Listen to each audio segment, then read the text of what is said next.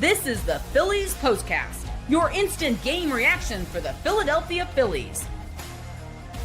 Part of the Locked On Podcast Network. Your team every day. Well, I'm glad the Phillies saved one of their more frustrating games of the season for tonight, a West Coast trip.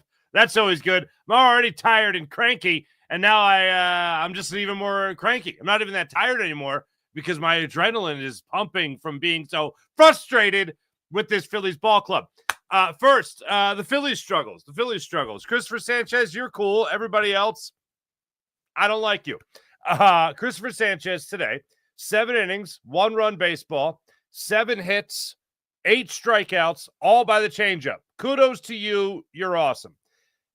The Phillies offense is right back into this awful lull of just not being able to hit with runners in scoring position.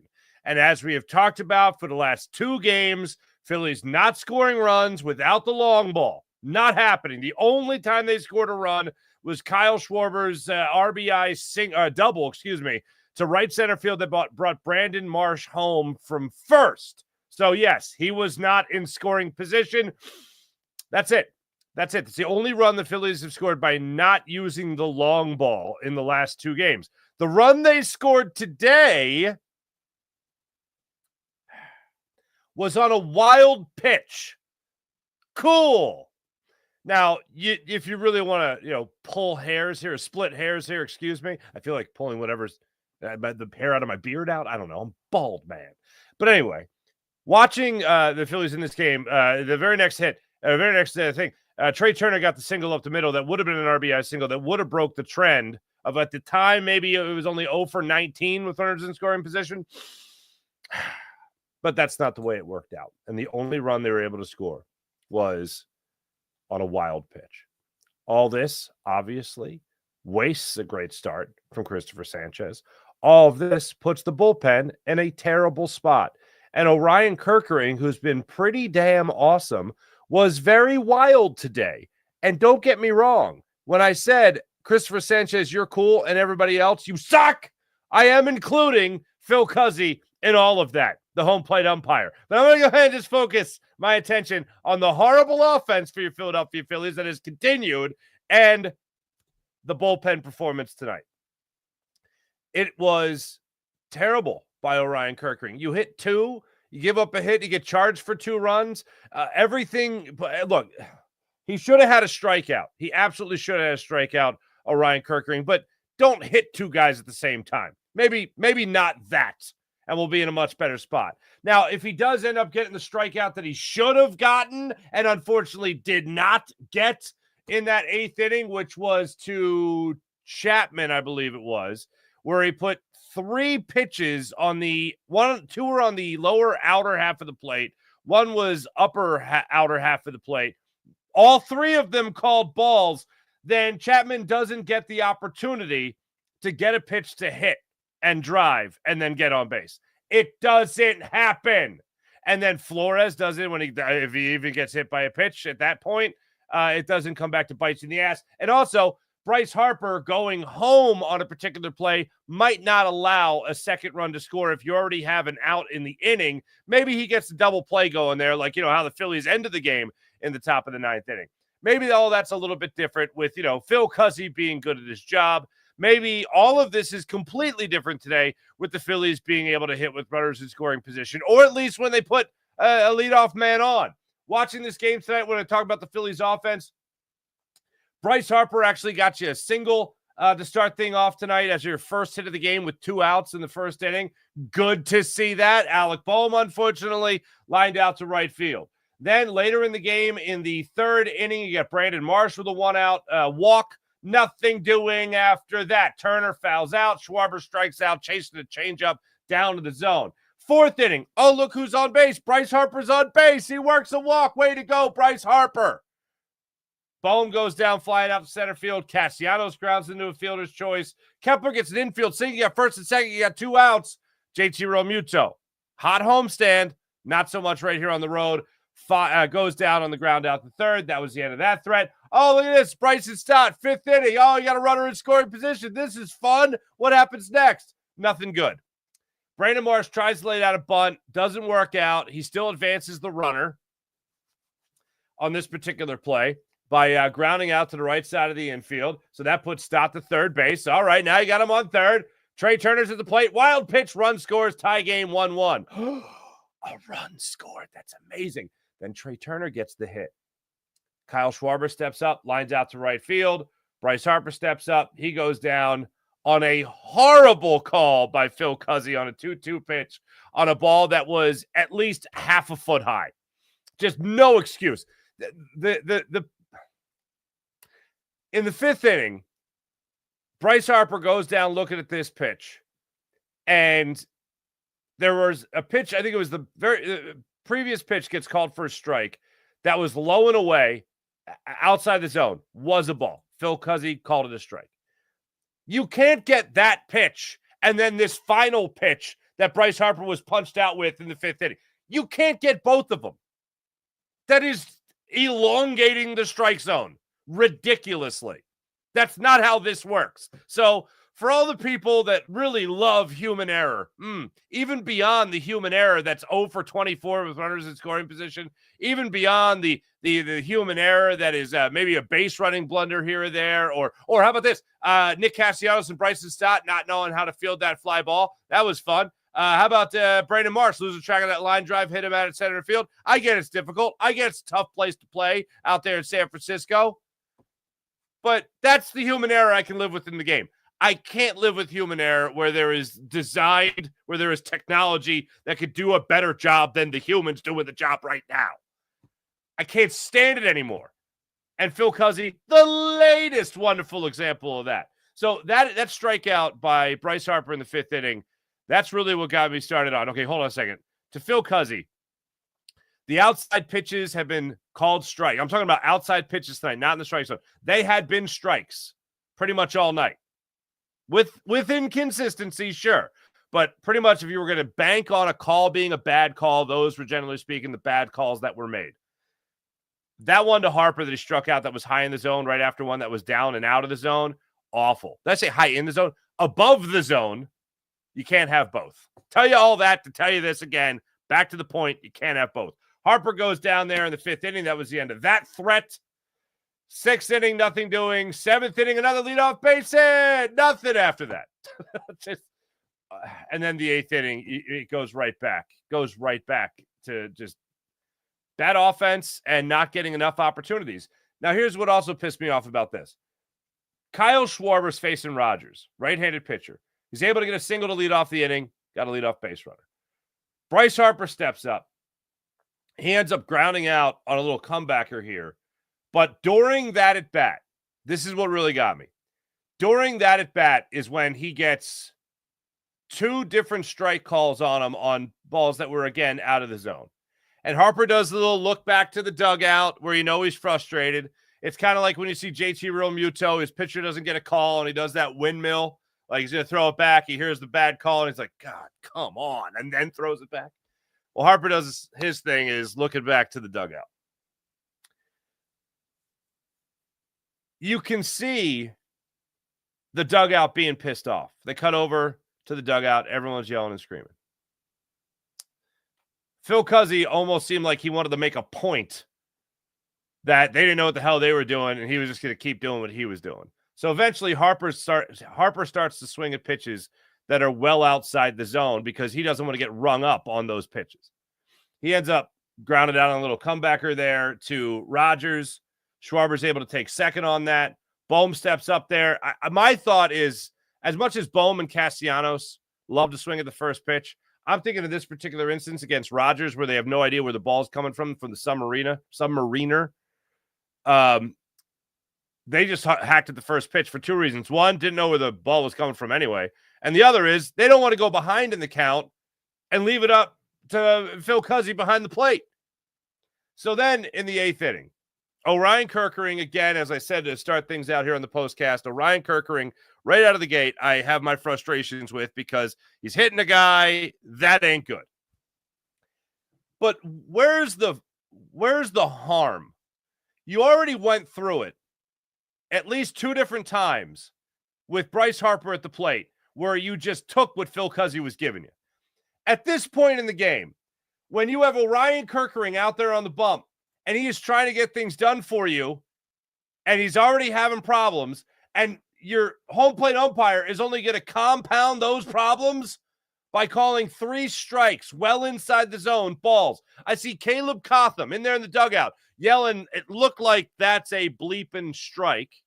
I see Rob Thompson trying to do a death stare to Phil Cuzzi, which, by the way, scares nobody. You have a mound conference with Orion Kerkering. You come out to the mound, and all Caleb Cotham says at that point is something along the lines of probably, those are strikes, as he walks away. Look, Phillies looked lifeless.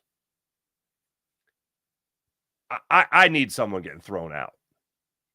I don't know how you just sit there as a manager of this baseball team, Rob Thompson, and let that umpire do whatever the hell he damn well pleases. You already had his attention during the Harper at bat when he went over to the dugout too. This was during the Harper at bat too. He goes over to the Phillies dugout, takes a couple steps that direction, like, I got it. I got it. Fun fact, no, he didn't. And the Phillies just stood there. That's it. Nobody stuck up for Harper. Nobody stuck up for Kerkering to the point of getting thrown out of the game. This was, that 8th inning was the worst balls and strikes calling, umpiring I have seen at least all season long. The worst. Absolutely worst. And you know what? Let me at least get into this one thing real quick because I know I'm all my frustration, I'm going to forget to do this. Here's what I think we'll be talking about tomorrow. This is what you'll be talking about. You're obviously going to be talking about the Phillies bats being terrible, wasting Christopher Sanchez's 7 innings of 1-run baseball. You're going to be talking about Orion Kerkering being wild. But here's a little fun fact for you as well. Odds are you knew that the Phillies bats have been struggling. You're hoping they're breaking out of it, but they didn't. They still stayed pretty terrible. The worst umpiring I've seen all year was in that 8th inning in particular. It was pretty bad throughout the game, but the worst was that 8th inning. At the very least, like Angel Hernandez vibes. Do you hear the thing Cole Hamels was talking about the other day? What they were using in Korea for baseball? Just like the home plate umpire is there behind home plate, and he just the pitch gets thrown, and he just goes downbeat, strike. Like they tell him if it was a ball or strike. The technology does. That's pretty amazing. So that's what I think we'll be talking about tomorrow. As for your player of the game, this is the Locked On Player of the Game. I've mentioned him plenty. Christopher Sanchez, straight up nasty today. 8 strikeouts, all by way of the changeup. Almost had one on a sinker. That would have been cool, but no, you don't need that. Also, the 7th, no, it wasn't the 7th inning. It was the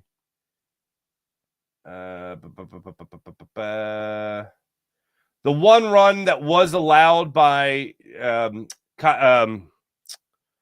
Christopher Sanchez. Rough inning for him in the 2nd inning. That's when Chapman, Flores, back-to-back singles. Then he walked. Who did he walk? Matos? I put 2 names in my notes that are wrong. I repeated the name. That's what I did. All right, Chapman singled, Flores singled, Schmidt ended up walking. So first 3 base runners reached base. Lee came up. They got him. She got him to strike out on a changeup, obviously. Then Matos grounded out on it was a fielder's choice, excuse me. It bangs off the mitt of Trey Turner as he's trying to turn a double play. Look, I can't say 100% certainty it would have been an inning-ending double play, but I would have liked the opportunity to have it as an inning-ending double play. Trey Turner fielded it with his mitt on the transfer, booted it, couldn't get it to Bryson Stott. Bryson Stott, one of the things you have to keep in mind with Bryson Stott is he's got one of the quickest turns in all of baseball. So if you're going to have a chance to turn 2, Bryson Stott's the guy to have that chance with. Unfortunately, they did not because of Turner's misplay. Doesn't get charged for the error, unfortunately, so it is an earned run there to Christopher Sanchez. And that's the first run of the game scored for the Giants, first run of the game scored in general. But the other play I found interesting here. So it was defensive misplay in that particular inning. And then I don't know what the hell happened in the third inning, but it's a miracle that this didn't come back to bite Sanchez in the butt. And this also is a testament to how great he was tonight. Ramos started things off in that third inning by grounding out to second base. Devers steps up, hits that high, short fly ball into shallow right field. This ball is up there for an hour and a half. Instead of Devers even home run trotting, to which he would have easily been on second base, he just meanders down the first base line. Lollygags is the word that comes to mind. He lollygags down the first base line. Meanwhile, Bryson Stott and Nick Castellanos and somewhat Brandon Marsh had no play in this game. It was really between Castellanos on this play. Castellanos and Stott, miscommunication here. Castellanos, I would love to see just call off the ball. It would have had to be maybe a sliding grab for him. But Stott looks like he just lost that ball right out of the gate. So he's backing up on it. Castellanos, you could see at the last second, looked like he tried to call him off, but it was way too late, and the ball drops in there. So it ends up just being a single. Now, here's what's amazing about that. So you got a one-out single. Adames steps up there. He flies out to right field. Chapman hits the ground rule double line drive at Brandon Marsh in center. So if Devers just even jogged somewhat, like you're at a stop sign in Philly and the pedestrian has to cross and they give you a little like fake hustle thing, even if he gives you that, they score a run.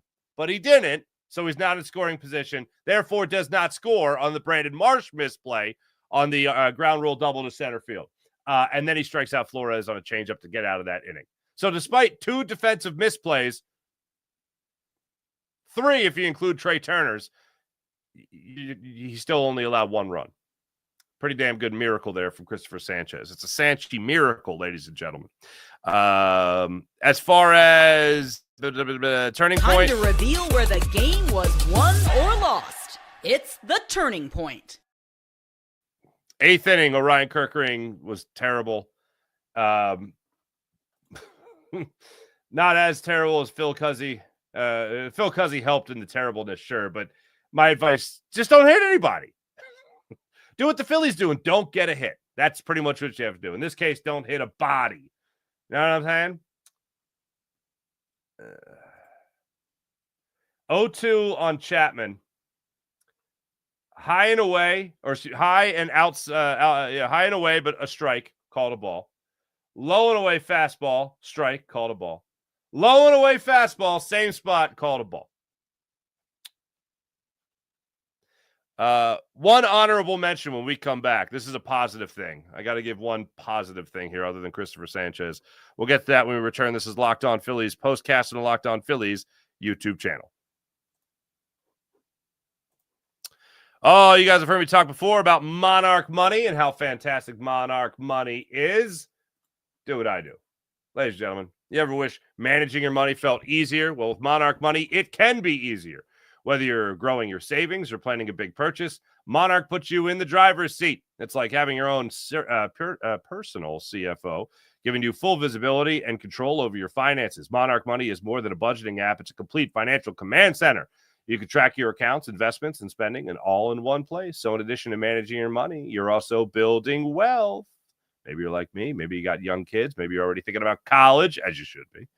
Well, or that next big purchase. Maybe you just moved in with your significant other. You're getting married, combining finances, all that. Monarch Money helps you track it all. So take control of your finances with Monarch Money. Use promo code LOCKEDONMLB at monarchmoney.com for 50% off your first year. That's monarchmoney.com. Promo code LOCKEDONMLB for half off your first year at monarchmoney.com.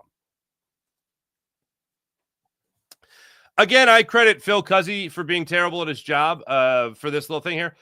In the 8th inning, Philly's actually given a little bit of a go there against Doval. JT Realmuto had one of the best at-bats of the season. It ended with a little humpback liner to second, but 13 pitch at bat for JT Realmuto with runner on base.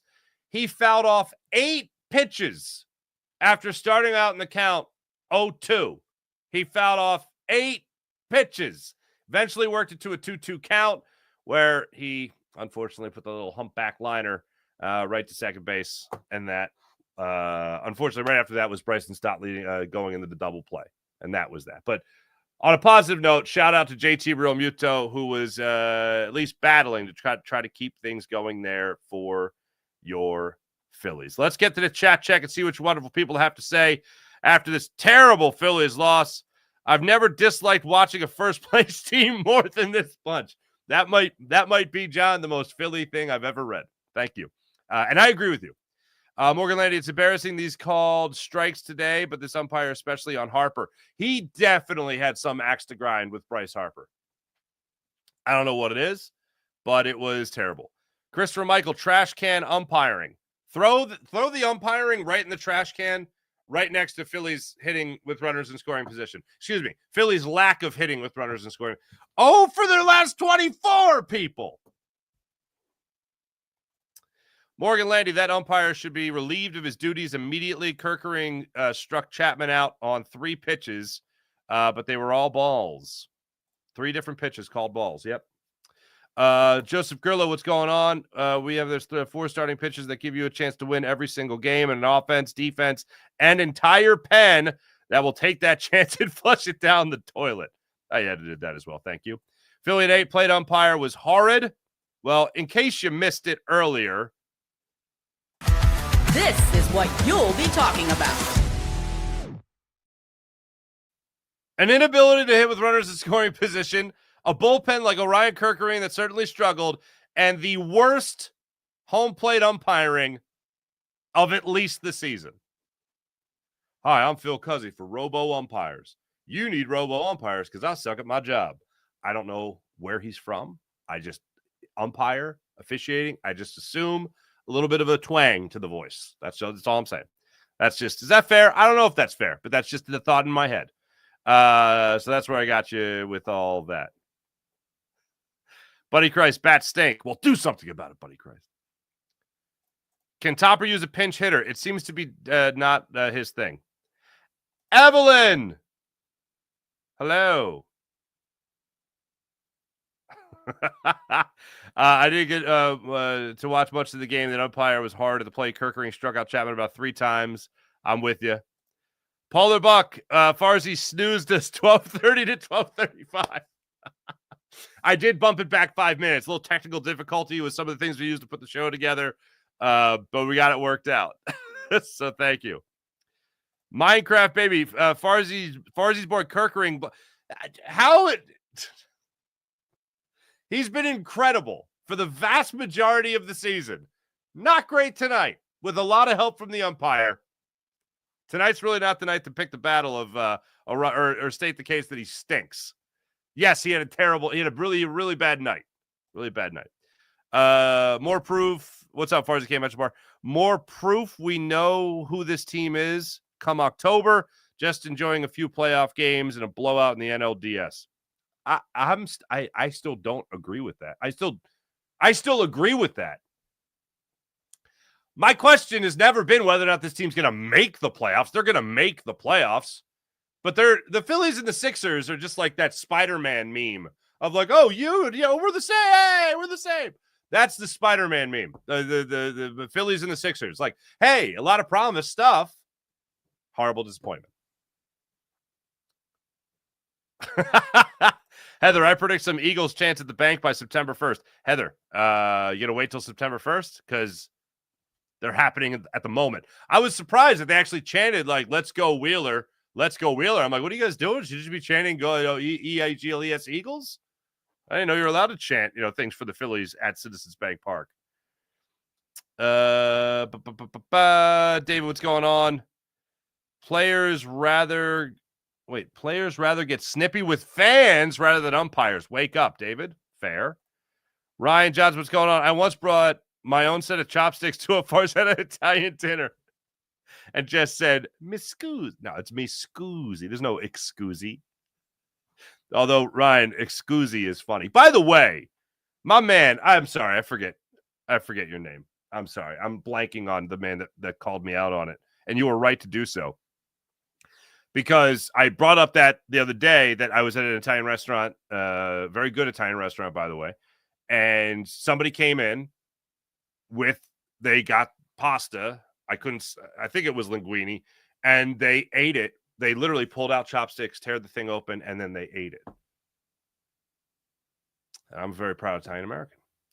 And I look at it and I go, and the guy looks at me and he could see me. I couldn't avoid it. And I was just like, and he goes, yep, just like that. And I didn't want to ask any questions. Did a rage build inside me? Yes, absolutely. Did I have evil thoughts? I might have had a few evil thoughts as to what that person could do with those chopsticks. But anyway, I fought the urge and I just went about my business. I was like, you know what? Maybe he's got a germ phobia. I just tried to explain it away to myself so I can concentrate on enjoying my dinner with a fork and not a spoon because I'm not a child. And then somebody called me out because who was it? Was it Chase Burns was born in Italy? And I was thrown off. True. I was thrown off because ESPN had Napoli, Italy. Now, why is that? Why would that throw somebody off? Because you wouldn't say Napoli, Italy. You would say Napoli, Italia. Like, that doesn't make sense to put Napoli, Italy. You put Naples, Italy. If you're going to do it, you can't go one Italian and then one American way or English way to refer to it. So I was like, why would it be like that? That's what got me. And the person called me out for doing the chopsticks bit, which was true. It's not just a bit, but I wanted to involve it. And the person's like, oh, you're so proud of me. And they were kidding. They were lighthearted. They were fun. I've read their comments before. They're good. But I was like, I laughed at myself when that pun intended curveball was thrown out to me by ESPN.com. But anyway, I'm ranting. Heather, I've heard it's bad in the city. I'm sorry about that. Marcus, what's going on? And tomorrow you're facing Robbie Ray. Good times, Marcus. We can all look forward to that. Thanks for watching. Thanks for listening. My name is Mark Farzetta. This is Locked On Phillies Postcast. Make sure you guys like and subscribe to Locked On Phillies YouTube channel. Connor Thomas has you covered each and every day with your Locked On Phillies daily podcast. I got you covered for your Locked On Phillies Postcasts tomorrow. I got you guys covered with Locked On 76ers. Me and Keith Pompey will react to the 76ers Summer League game tonight. No VJ Edgecombe. And Locked On Eagles Squad at noon tomorrow with Jason Martinez, Louis DiBiase, and Harry Mays. We got you covered on Locked On Eagles YouTube channel as well. Thanks for watching. Thanks for listening. You guys are great as per usual. Back with you guys tomorrow. Look forward to it. See you guys then.